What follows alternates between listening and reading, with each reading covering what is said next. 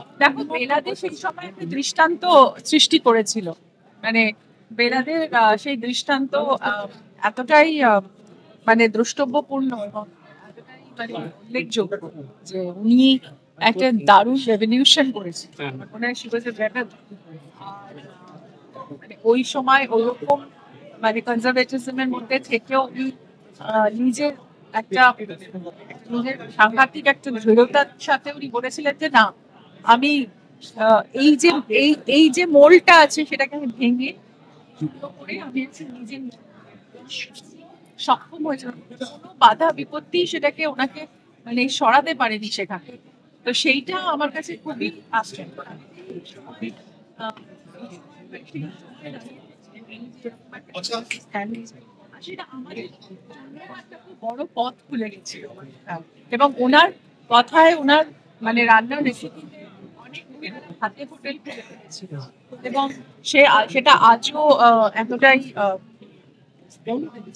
যে, আমরা অনেক সময় মোটিভেশনাল টক শুনি।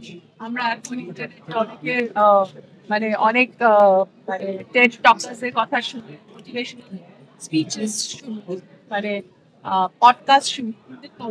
সবই কনসেপ্ট একটা আওয়াজ, একটা কথাই মানে মানুষের কাছে একটা সাউন্ডের মতো হয়েছিল। মানে তারা মানে বিশ্বাস করতে শুরু করেছিল যে এই ধরনেরও মানে কাজ হয় এবং এরা এইরকম পথ দিতে পারে।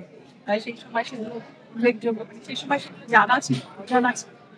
আর কোনো এক্সপোজার ছিল না, কিছু ছিল না। তো উনি শুধু বেতারের মধ্যে কথা বলে মানুষকে বুঝতে, এটা একটা বিশাল ব্যাপার। মহিলা মহল আজও ওনাকে উনি আমাদের কাছে নমস্কার। যারা ওনার সাথে ছিলেন সেই সময় ওনাকে encourage করেছেন তাদের। ওদের কি দেখেন, আমাদের পক্ষে দেখার বিপক্ষে দেখার কোন জায়গা কিভাবে চলছে সবটাই কেউ দেখেন। এটা আমার খুব ভালো লাগে। হঠাৎ করে দেখলাম মহিলা এক জায়গায় পারে, তো হঠাৎ করে দেখলাম যে একটা সিনেমা